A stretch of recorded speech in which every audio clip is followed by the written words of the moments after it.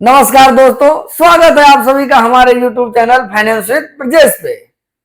क्या आप ये जानना चाहते हैं कि आप कितना कैश एक्सपेंस कर सकते हैं या कितना कैश रिसीव कर सकते हैं?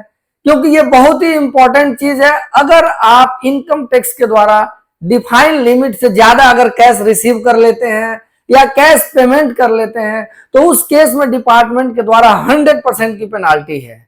तो आज के इस वीडियो में हम लोग डिटेल में समझेंगे कि आप किस लिमिट तक कैश किसी से रिसीव कर सकते हैं, किस लिमिट तक कैश किसी को पे कर सकते हैं। तो चलिए हम लोग एक एक करके देखते हैं।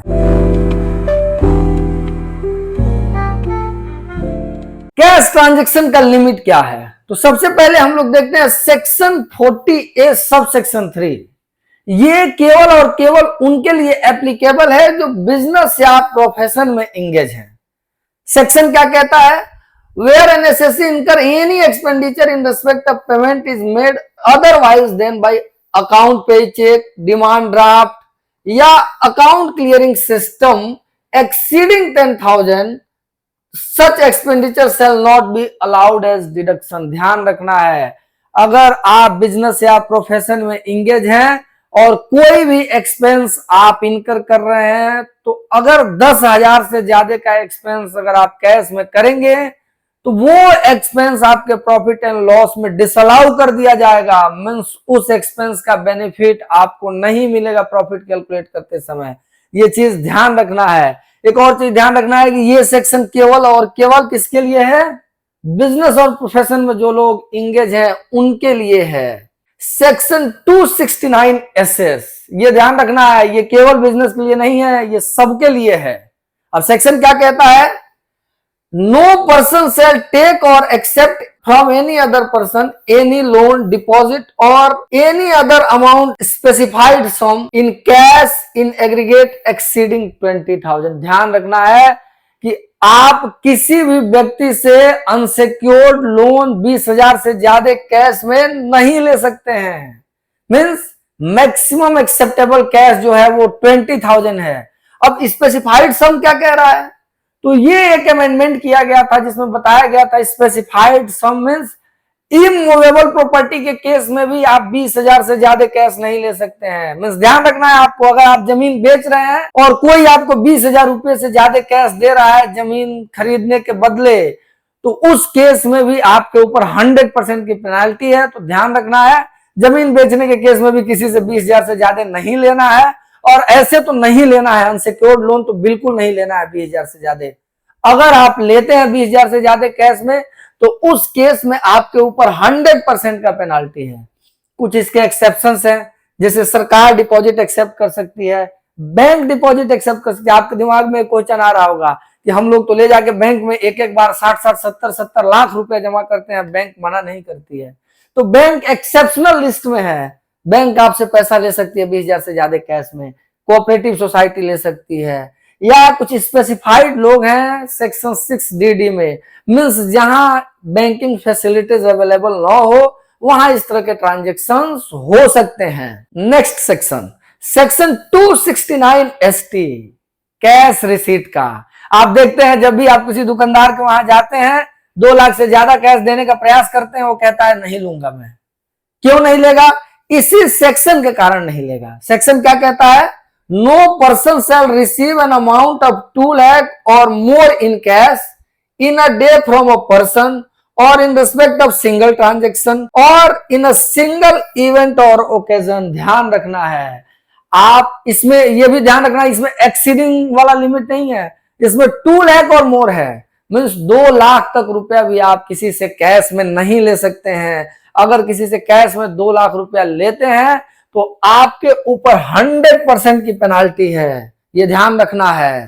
तो जब भी अगर आप किसी से कैश रिसीव करें तो इस सेक्शन को अपने दिमाग में रखें कि हमें 2 लाख रुपया या उससे ज्यादा किसी से कैश में नहीं लेना है।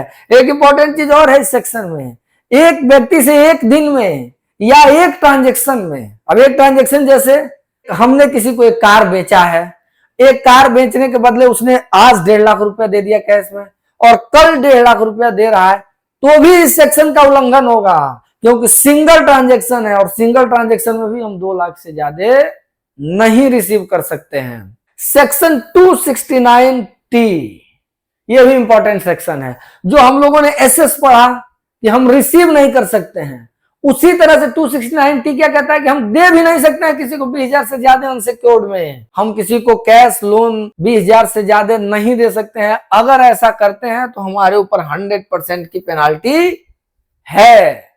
इसके अलावा एक और इंपॉर्टेंट सेक्शन हम लोग डिस्कस करेंगे, 194N। ये किसके लिए है? अगर आप बैंक से कैश विथड्रॉ कर रहे हैं तो उस केस में हमारे पास दो तरह का ऑप्शन हम लोग देखेंगे। पहला, अगर हमारा लास्ट 3 ईयर में आईटीआर फाइल हुआ है तो उस केस में अगर 1 करोड़ तक आप कैश निकालते हैं तो आपके ऊपर किसी प्रकार का कोई टीडीएस नहीं है। 1 करोड़ से ज्यादा निकालते हैं तो आपके ऊपर 2% का टीडीएस है। और अगर आपने लास्ट 3 ईयर में आईटीआर नहीं फाइल किया है तो उस केस में ये एग्जम्पशन केवल 20 लाख तक है। 20 लाख के बाद आपके ऊपर 2% का टीडीएस है और 1 करोड़ के बाद आपके ऊपर 5% का टीडीएस है। ध्यान रखना है, सरकार आईटीआर फाइलिंग को प्रमोट कर रही है, कैश विथड्रॉल को पेनलाइज कर रही है, तो कोशिश करना है कि कम से कम विथड्रॉ करना है कैश। एक बार जो भी चीजें हम लोग डिस्कस किए हैं उसको समराइज वे में रिवाइज कर लेते हैं। कैश पेमेंट का अधिकतम लिमिट एक व्यापारी के लिए 10,000 रुपया है। कैश रिसीट का अनसिक्योर्ड के केस में अगर डिपॉजिट या सम स्पेसिफाइड आप रिसीव कर रहे हैं तो उसका 20,000 लिमिट है। अगर आप कैश रिसीट कर रहे हैं किसी से तो उसका 2 लाख लिमिट है। और अगर आप लोन या डिपॉजिट रीपेमेंट कर रहे हैं तो उसका भी 20,000 रुपए का लिमिट है। 194N में हम लोगों ने देखा कि अगर हम कैश विथड्रॉ कर रहे हैं तो उस केस में लास्ट 3 ईयर का आईटीआर है हमारे पास तो हमारा लिमिट 1 करोड़ का है। अगर हमारे पास लास्ट 3 ईयर का आईटीआर नहीं है तो वो लिमिट हमारा 20 लाख हो जाएगा। और उसके बाद से अगर हमने आईटीआर नहीं फाइल किया है तो 20 लाख से 1 करोड़ तक 2% का टीडीएस है और 1 करोड़ के बाद 5% का टीडीएस है। अगर हमने लास्ट 3 ईयर में आईटीआर फाइल किया है 1 करोड़ तक किसी प्रकार का कोई टीडीएस नहीं है और 1 करोड़ के बाद 2% का टीडीएस है। तो ध्यान रखना है, जो भी इस वीडियो में हम लोगों ने डिस्कस किया कैश ट्रांजैक्शन के लिमिट को, इसको हमेशा अपने दिमाग में रखना है। अगर आप इस लिमिट को वायलेट करते हैं, अगर इस लिमिट को तोड़ते हैं तो उस केस में 100% की पेनाल्टी हो सकती है। तो ध्यान रखना है, कैश का ट्रांजैक्शन ज्यादा नहीं करना है।